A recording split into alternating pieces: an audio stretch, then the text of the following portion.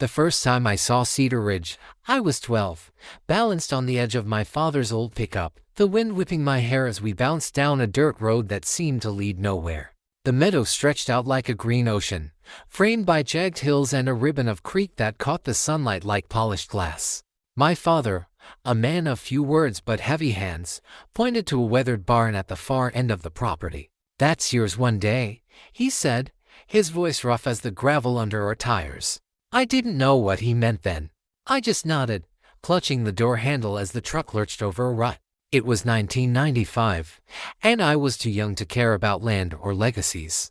I just wanted to skip stones across the creek and eat the sandwiches my mother had packed. Fast forward 30 years, and I'm standing on that same dirt road, now patched with asphalt in places but still stubborn enough to rattle my Jeep.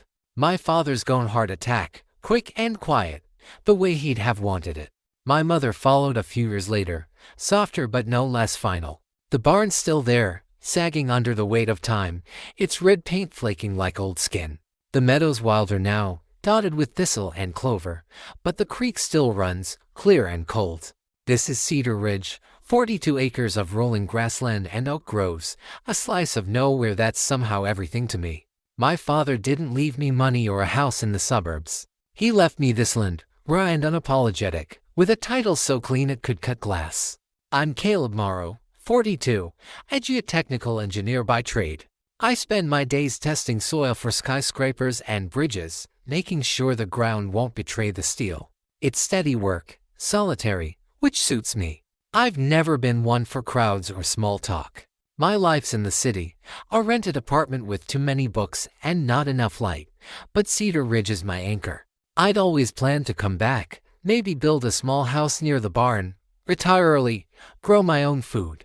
But plans have a way of waiting, and I'd let the property sit, paying taxes and hiring a local to mow the meadow twice a year. Until last spring, when I got the call from my father's old lawyer, a man named Hargrove who sounded like he smoked 2 packs a day and lived on black coffee. "Caleb," he rasped, "you need to deal with Cedar Ridge. There's a situation." He didn't elaborate, just mailed me a packet thick with county records and a letter from something called the Silver Hills Homeowners Association. I didn't know what an HOA was doing sniffing around my land. Cedar Ridge wasn't part of any subdivision, but the letter mentioned encroachment and community rights, words that made my skin prickle. Hargrove's note was blunt: "Get out there. Stake your claim. They're circling." So here I am, May 2025, and loading my Jeep in front of the barn.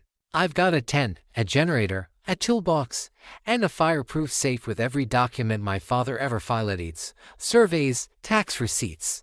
Even a handwritten map from 1970 to when he bought the place at auction. The title's unique, not just for the land but for the creek itself, a rare water right that makes Cedar Ridge more than dirt. It's a fortress, legally speaking, and I'm here to hold it. My plan's simple: spend the summer fixing up the barn, maybe start framing a cabin, and figure out what this situation is. I've got 3 months leave from work, a cooler full of food, and enough stubbornness to outlast whatever's coming. The first week's quiet. I clear brush, patch the barn's walls, and set up a camp near the creek. Nights are starry, the kind of dark you forget exists in cities. I grill steaks over an open fire, read old surveyor's logs by a headlamp, and let the land settle into me. The creek's a comfort, its ripple a reminder that some things don't change. I walk the property line daily, checking the steel boundary pins my father drove into the ground decades ago. They're still there, rusted but solid, marking the edges of my world. Then, on day 8, they show up. A white SUV, polished to a gleam, rolls down the access road, a public easement that skirts my northern boundary. I'm hammering a new beam into the barn when I hear the tires crunch. The driver, a man in a polo shirt and sunglasses, steps out, followed by a woman with a clipboard and a smile that doesn't reach her eyes. They don't wave, just start walking toward the creek like they own it. I set down my hammer and follow, keeping my distance. "Morning," I call out, voice neutral. They turn, startled, like they didn't expect anyone here. The man recovers first, flashing a grin that's all teeth. "Hey there, just checking the trail access. Didn't mean to bother you. Trail access." There's no trail on my land, just a faint path where deer cross the meadow. I point this out, keeping my tone polite. The woman's smile tightens. "Oh, it's part of the Silver Hills Community Network," she says, waving her clipboard vaguely. "We've been maintaining it for years." I don't argue, not yet. I just watch as they poke around, taking photos of the creek and muttering to each other. Before they leave, the man hands me a business card. "Todd Brennan, Silver Hills HOA Vice President. Give me a call if you have questions." I take it, nod, and watch them drive off. That night, I dig through Hargreaves' packet. The whole letter claims my creek is a shared resource and demands I remove obstructive fencing there's none and grant public access. It's signed by Cynthia Wells, HOA President, and smells like trouble. I don't panic. I order sign steel, red-lettered, private property, no trespassing, and bolt them to posts along the easement and creek. I add a contact number, just in case. By week's end, I'm seeing more visitors. Families with picnic baskets, kids with fishing poles, even a group with a drone buzzing over my meadow. They act like my land's a park, spreading blankets and tossing frisbees. I don't confront them. Not yet. I document photos, timestamps, license plates. My father taught me that paper wins wars, and I'm building an arsenal. The second letter arrives on a Monday, taped to my barn door while I'm in town buying lumber. It's on Silver Hills letterhead, crisp and formal, but the tone's sharp enough to cut. Cynthia Wells writes that my signs are hostile and violate community standards. She claims the creek's been publicly accessed for decades. Giving the HOA prescriptive easement, I'm ordered to remove the signs and attend a compliance meeting in 10 days. Non-compliance, she warns, will result in legal action. I'm no lawyer, but I know bullshit when I read it. I skin my father's deed, 42 acres, including the creek, filed in 1972 with a water right from 1968. I checked the county's online registry. Everything's current.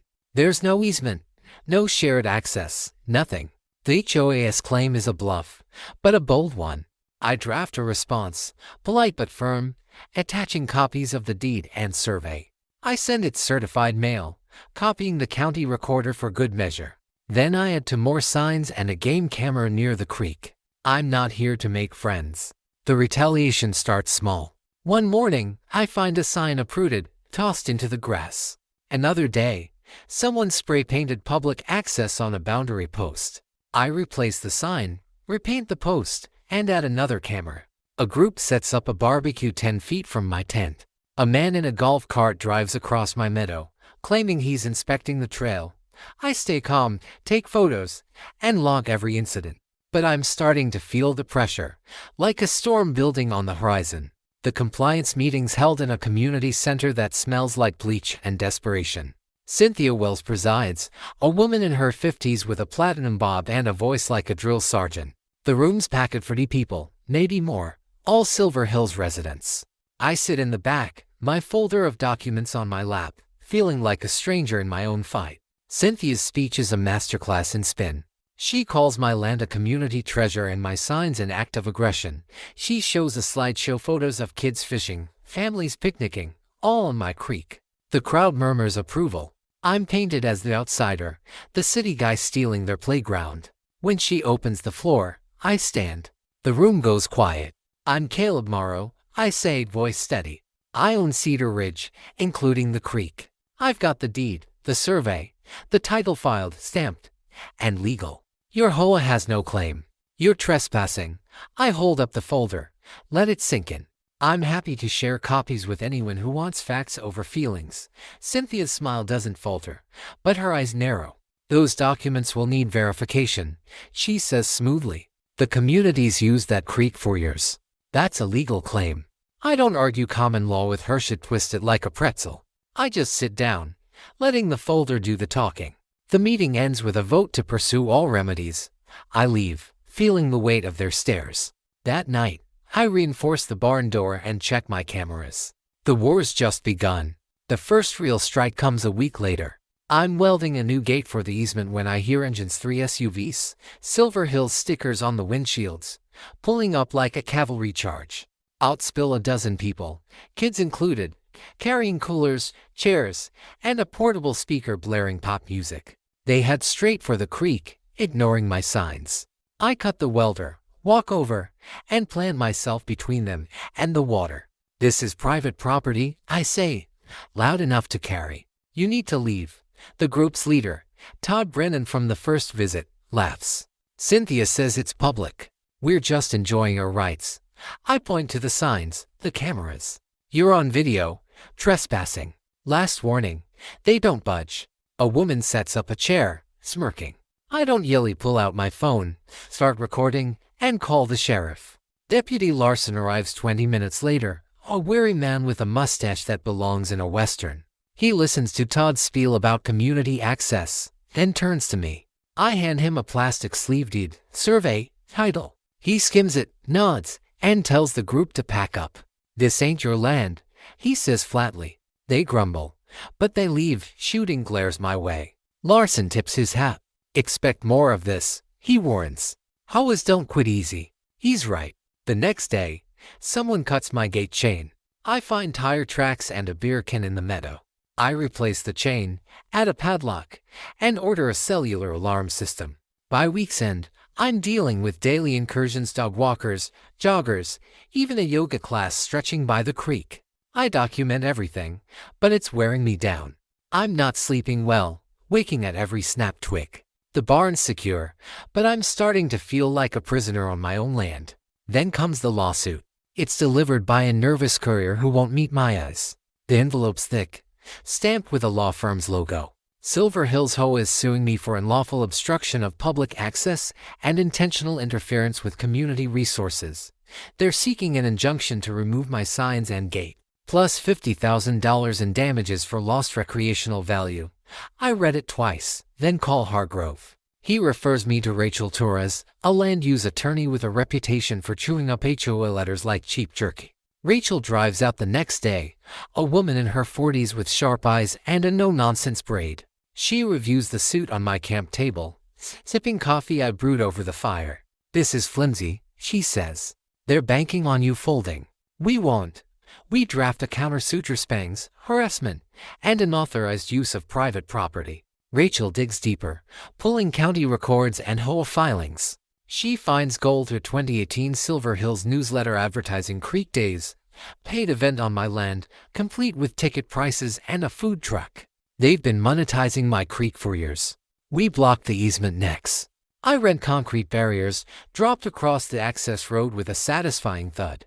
New signs go up, bolted to the barriers, private property, no entry, legal action pending. I add more cameras, one with a live feed to my phone. Rachel files a motion to dismiss the HOA's suit and sends their lawyer a copy of our countersuit, plus the newsletter. Let them sweat, she says. Cynthia doesn't sweat, strikes back. 2 days later, she shows up with a surveyor, a skinny guy in a vest who starts poking around my boundary pins. I intercept them, demand they leave. Cynthia waves a map, claiming it shows a public trail. I show her my survey, point to the pins. You're on my land, I say. Go. She leaves, but not before snapping photos of my barn. That night, someone slashes 2 of my Jeep's tires. I find a note under the wiper, move or lose. I call Larson, show him the note and footage of a hooded figure near my Jeep. He runs the plates of a car caught on camera registered to a Silver Hills resident. I'll talk to them, he says, but I can tell he's stretched thin. Rachel ups the ante, filing a police report and adding vandalism to our countersuit. She also sends a letter to the state's real estate board, hinting at whole misconduct. We're not just defending, she says. We're attacking. The community starts to fracture. I find a note in my mailbox, no name, just a scrawled message, not everyone's with Cynthia. Keep fighting, but the attacks don't stop. Someone dumps trash by the creek, soda cans, diapers, a broken chair. A drone buzzes my barn at dawn, low enough to rattle the windows. I'm tired, but I don't bend. I reinforce the barriers, reset the cameras, and keep building my case. The meadow's still mine, and I'm not letting go. It happens at 2 a.m., a week before the first hearing. My phone buzzes, motion alert, creek camera. I open the feed, see 2 figures in dark clothes, carrying cans. I'm out of the tent in seconds, boots on, flashlight in one hand, my father's old rifle in the other. I don't plan to shoot, but I'm done playing nice. By the time I reach the creek, I smell gasoline. A spark flares, and flames leap up a pile of brush, doused and burning fast. I shout, but they're already running, crashing through the grass. I grab a shovel, scoop dirt, and smother the fire before it spreads to the oaks. It takes 15 minutes, my lungs burning, sweat mixing with ash. The damage is mini-malkered grass, a singed tree, but the intent's clear. This isn't trespassing, it's war. I call the sheriff. Larson arrives at dawn, takes my statement, and reviews the footage. The figures are blurry, but a truck's visible in the background, partial plate clear. I know that vehicle, he says grimly. We'll handle it. I show him the fire site, the gas can left behind. He bags it for prints. You pressing charges? He asks. Damn right, I say. Rachel's on the phone by 8 a.m. We add arson to the countersuit and file a restraining order against Cynthia and Todd. She also contacts the local paper, tipping them off about the HOA's aggressive tactics. A reporter calls me that afternoon, curious but cautious. I give him the basics deed. Trespassing, fire. Got proof? He asks. I send him the newsletter and a still from the arson footage. His tone shifts. This could be big. The hearing's in 5 days. I'm not sleeping, not really. I patrol the property at night, rifle saloon checking cameras. The meadow's quiet, but it feels like the calm before a storm. Cynthia's silent, no letters, no visits, but the HOA's Facebook page is buzzing. Posts call me a land grabber, claim I'm stealing their creek. A few residents push back, questioning the HOA's claims, but they're drowned out by the loyalists. Another note appears in my mailbox, you're not alone. Stay safe. I don't know who's sending them, but they keep me going. I reinforce the barn, stockpile water, and double-check my documents. Rachel's ready, her binder thicker than mine. They're out of moves, she says. We just need to land the punch. The morning of the hearing, I walk the meadow one last time. The creek's still running, the barn's still standing, and the pins are still in the ground. My father's voice echoes, that's yours one day, it's mine now, and I'm not letting it go. Not to Cynthia, not to Silver Hills, not to anyone. The fight's just beginning, and I've got the receipts to win it. The morning after the arson attempt, I'm up before dawn, sweeping ash from the creek bank and checking my cameras. The air smells of burnt grass and gasoline, a reminder of how close I came to losing more than a patch of meadow. My phone's buzzing with alerts, motion detected near the easement again, but the footage shows nothing but deer. False alarms maybe, or someone testing my setup. I'm not taking chances. I order a second set of concrete barriers for the northern boundary and a chain-link fence to close off the creek trail. Rachel, my attorney, calls at 7 a.m., her voice sharp as a tack. The arson changes everything, she says. We're not just fighting for land now. This is about intent. We meet at the barn that afternoon. Rachel's brought a stack of new documents, county fire codes, trespassing statutes, and a report from Deputy Larson confirming the gas can's fingerprints are being processed. She's also got a draft of a press release, short but brutal, outlining the HOA's pattern of aggression. I hesitate. Won't this stir them up more? She smirks, leaning against my camp table. Good. Let them make mistakes. Angry people trip. We send the release to the local paper, the Hills Gazette, and a regional blog that's been sniffing around HOA scandals. By evening, my inbox has a message from the reporter, Nat, asking for an interview. I agree, but only if he prints my deed's key clauses verbatim. The HOA doesn't wait for the ink to dry. The next day, a pickup truck, black, jacked up, Silver Hills sticker on the tailgate, barrels down the easement and stops short of my barriers. 3 men climb out, all muscle and bad decisions, carrying bolt cutters and a crowbar. I'm splitting firewood near the barn when I hear the engine. My rifle's inside, but I grab a sledgehammer and walk over, slow and deliberate. Problem? I ask, resting the hammer on my shoulder. The biggest one, a guy with a neck tattoo and a backwards cap, points at the barriers. These are illegal. Cynthia says move them. I nod at the signs. Cynthia doesn't own this. I do. You're on my land, he laughs, but it's forced. And the other two shift nervously. I pull out my phone, start recording. Smile for the camera, I say. Sheriff's got a file on you already. That does it.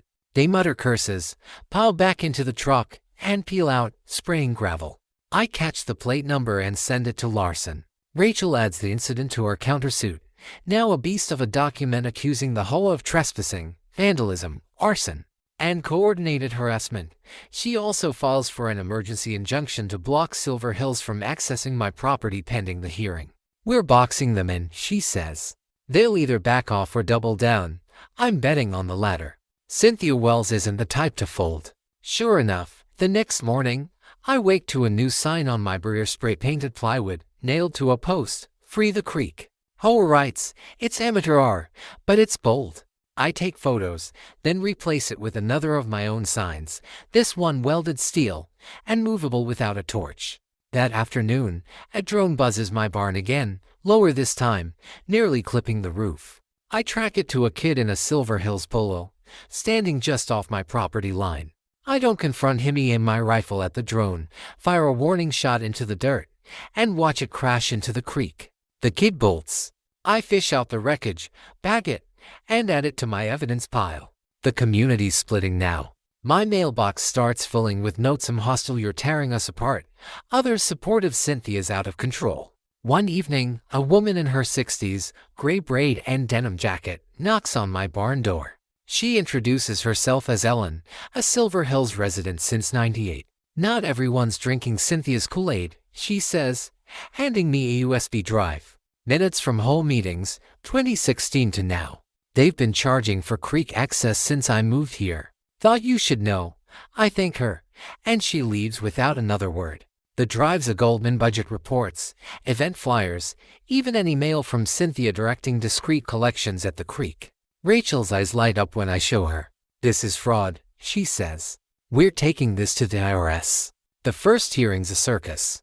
The courtroom's small, packed with Silver Hills residents craning their necks like they're watching a cage fight. Cynthia's there, front row, in a navy blazer and a smile that could sell ice to penguins. Her lawyer, a slick guy named Paulson, looks like he charges by the syllable. Rachel's in her element, cowboy boots clicking as she lays out our case: my deed, the creek's water right, the HOA's trespassing, the arson. She shows the judge a grizzled man named Hargrove, no relation to Milo Yerth newsletter with Creek Days ads and Ellen's budget reports. Paulson counters with a sob story about community tradition and adverse possession, claiming that HOAs used the creek so long it's theirs by right. Rachel shuts that down fast.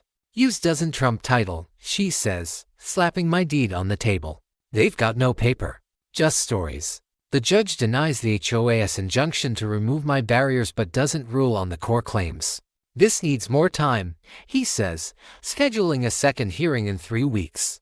Cynthia's smile doesn't crack, but her eyes are daggers. Outside, she corners me by the courthouse steps. "You're making enemies, Caleb," she hisses. "This isn't just about you." I look her dead in the eye. "You made it about me when you set foot on my land." She storms off, heels clicking like gunfire. Back at Cedar Ridge, the attacks get uglier. Someone poisons a strip of my meadowgrass, chemical burn, dead in a perfect circle. I find a dead raccoon by the creek, neck snapped, left like a message. My cameras catch a figure in a hoodie dumping trash at night, but the face is obscured. I'm sleeping less, checking feeds every hour. Rachel pushes the sheriff to investigate, but Larson's stretched thin, and the partial plates keep leading to dead and stolen cars or unregistered rentals. "They're getting smarter," Rachel warns. "Or desperate." I fortify. I rent a backhoe, dig a shallow trench along the easement, and fill it with gravel spikes to deter vehicles. I install floodlights, motion-triggered, that turn night into day. The barn's my bunker, no rhyme for stores. Steel shutters I welded myself. I'm not scared, not exactly, but I'm tired. Bone tired, the kind that makes your hands shake when you pour coffee. Still, I walk the property daily, checking pins, snapping photos. The creek's still mine, and I'm holding it. The Gazette runs Matt's story a week before the second hearing. Headline: HOA versus landowner who owns Cedar Ridge. It's fair, laying out my deed and the HOA's claims, with a photo of my barn and a quote from me. "I'm not fighting for fun. I'm fighting for what's mine." The comments online explode. Health call me a hero, half a greedy outsider. Silver Hills Facebook group lights up too, with Cynthia posting a clarification that blames me for disrupting community harmony, but cracks show. A few residents comment, questioning her math on creek fees. One shares a photo of my burnt grass, asking, "Is this what we're supporting?" Cynthia deletes it fast, but not fast enough. Screenshots spread. Alan visits again, this time with a thermos of tea and a warning. Cynthia's losing control, she says. She's pushing the board to escalate. They're talking fines, liens, even eminent domain. I laugh at that last one. Eminent domains for governments, not HOAs, but Rachel doesn't. She files a preemptive motion to block any lien attempts and sends a letter to the state attorney general, flagging the HOA as potentially fraudulent finances. We're not waiting for their next move, she says. We're making it. The second hearing's hotter, messier. The courtroom's standing room only, with reporters from the Gazette and a regional TV station. Cynthia's lawyer brings witnesses residents who swear the creek's been public forever.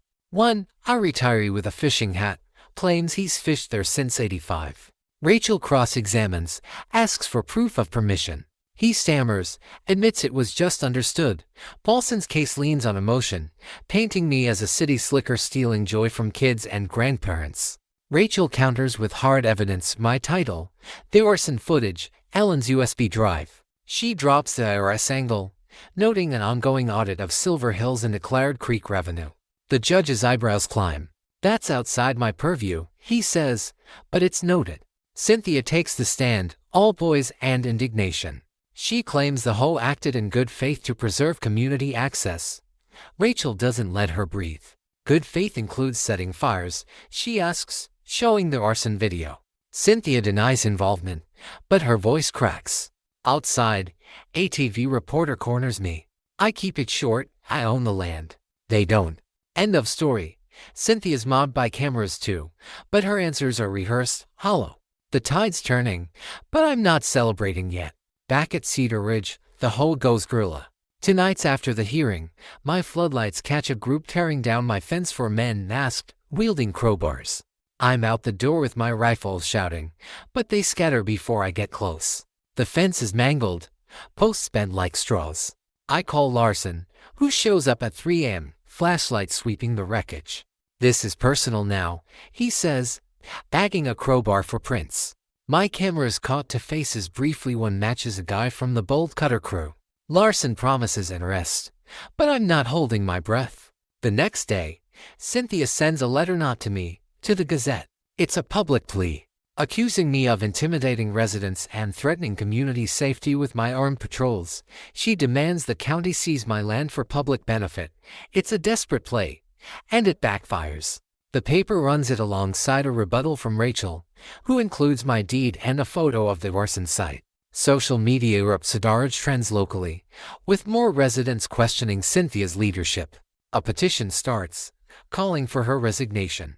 I'm not untouched. Someone slashes my water tank, leaving me dry for 2 days.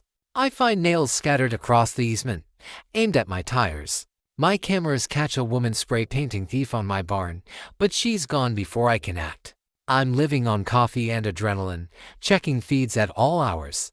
Rachel pushes for a restraining order against the entire HOA board, citing ongoing threats. The judge grants it, temporary but binding. Cynthia's barred from my property, along with Todd and 2 others named in my footage. Alan's USB drive keeps giving. Rachel finds a 2017 email where Cynthia admits the HOA has no legal claim to the creek but says, "We'll establish use until it's ours." It's a smoking gun. We file it with the court and send a copy to the IRS, flagging it as evidence of intent to defraud. Rachel also tracks down a former HOA accountant, now living out of state, who agrees to testify about irregular creek funds. They're cooked, Rachel says, grinning. We just need to serve them. The community's unraveling. I get more notes in my mailbox, some apologetic, some offering help. A neighbor drops off a pie with a scrawled note. Cynthia doesn't speak for us, but the loyalists keep coming. A group tries to hold a creek day despite the restraining order, setting up tents just off my land. Larson shuts it down, citing the court order. Cynthia's there, watching from her SUV, face like stone. I catch her, I hold it. She drives off without a word. The final blow comes 3 days before the third hearing. Larson calls at dawn. We got him, he says. The crowbar guy, a Silver Hills contractor named Mike Darrow, confessed to the fence attack and implicated Todd Brennan. Said Todd paid him to send a message. Larson adds, "We're bringing Todd in. I don't cheer him too tired, but it feels like a crack in their armor." Rachel adds Darrow's arrest to our case, along with a motion for criminal conspiracy charges against the whole board. The third hearing set for a Monday. I walk Cedar Ridge the night before, rifle slung, stars bright overhead. The creek's still running, the barn's still standing. My father's pins glint in the moonlight, and moved. I'm battered, sleepless, bruised from a fall chasing vandals, but I'm not broken. Rachel's ready, her binder a weapon of ink and paper. They're out of rope, she says. We're about to hang them with it. The courtroom looms, and I'm ready to. Cynthia's empire is crumbling, but she won't go quietly. I check my cameras one last time, lock the barn, and head to town. The meadow's mine, and I'm fighting to keep it that way. The morning of the third hearing, I wake to a gray dawn, the meadow cloaked in mist that clings to the grass like a ghost. I've barely slept 3 hours, maybe, interrupted by a false alarm from the northern camera. My coffee's cold before I finish it, but I drink it anyway, standing on the barn's threshold, staring at the creek. It's still there, still mine, its ripple a quiet defiance against the chaos of the past 2 months. I check my rifle, lock the barn, and load my Jeep with the evidence binder Rachel and I have built into a fortress of paper, deeds, surveys, photos, videos. And now, the confession of Mike Darrow. The HOA's hired muscle. Today's the day we end this, or it ends me. The courthouse is a low brick building in the county seat, its lobby smelling of floor wax and old coffee. The courtroom's fuller than before, a mix of Silver Hills residents, reporters, and a few curious locals drawn by the Gazette's coverage. Rachel's already at the defendant's table, her braid tight, her boots polished, flipping through notes with the calm of a general before battle. I sit beside her, my binder heavy on the table, feeling every eye in the room. Cynthia Wells is across the aisle, flanked by her lawyer, Paulson, and a new facious second attorney, younger, with a nervous tick in his jaw. Cynthia's face is a mask, her platinum bob immaculate, but her hands grip the table edge like she's holding onto a cliff. Judge Hargrove enters, his silver hair catching the fluorescent light, his expression unreadable. He calls the session to order, and the room settles into a tense hush. Paulson opens, his voice smoother than last time but strained, like he's selling a car with a bad engine. He leans hard on community use, trotting out more residents to testify about picnics and fishing trips on my creek. One woman, teary-eyed, claims her kids learned to swim there. Rachel objects her Levinst Hargrove sustains, cutting the sob story short. Paulson pivots to legal jargon, citing adverse possession again and a new angle, public dedication, claiming my father's lack of fencing implied the creek was open to all. It's a stretch, and Hargrove's frown deepens. Rachel stands, her voice clear as the creek itself. Your Honor, this case isn't about feelings or traditions. It's about ownership. She lays out my title, 42 acres, creek included, filed in 1972 with a water right from 1968. She walks through the evidence of my deed, county surveys, tax receipts, and the HOA's lack of any legal claim. Then she goes for the jugular, presenting Ellen's USB-driven budget reports showing the whole collected Creek Days fees for years, never declaring them. She plays the arson video, grainy but damning, and reads Darrow's confession, linking Todd Brennan to the vandalism. This isn't a community defending rights, she says. It's an organization profiting from theft and intimidation. Paulson objects, calling the financials irrelevant. Hargrove overrules. You claim community use, he says. That opens the door to how it was used. Rachel drops the 2017 email from Cynthia, admitting the HOA had no creek claim but planned to establish usage.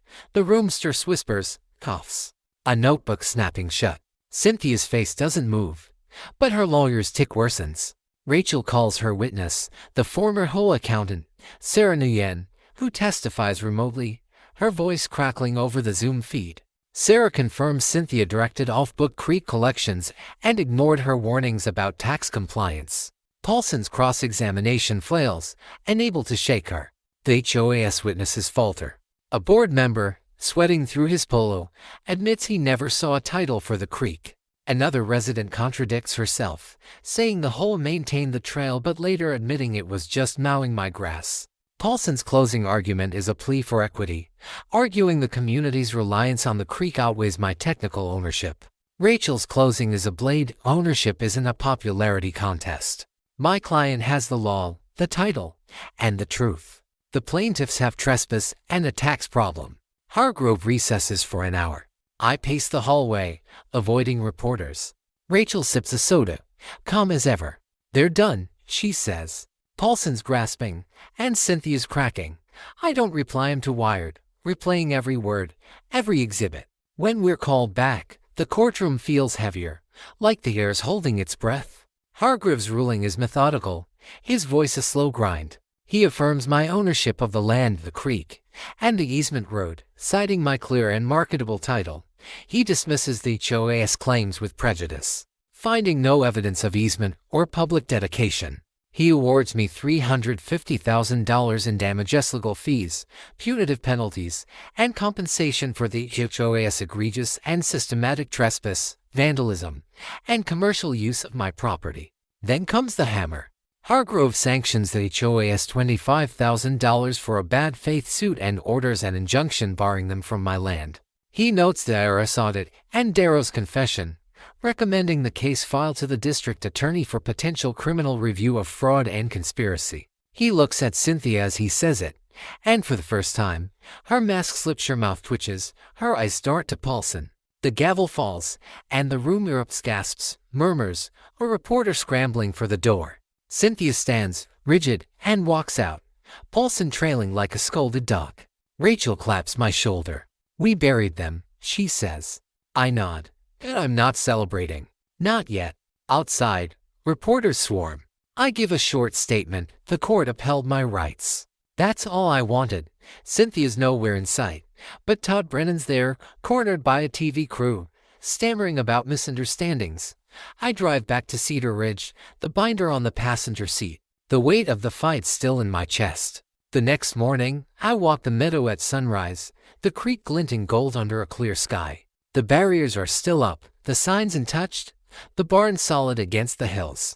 I check my cameras, nothing but birds and a fox. The quiet feels fragile, like it could shatter with a single tire crunch. I'm not naive. A courtroom win doesn't mean peace.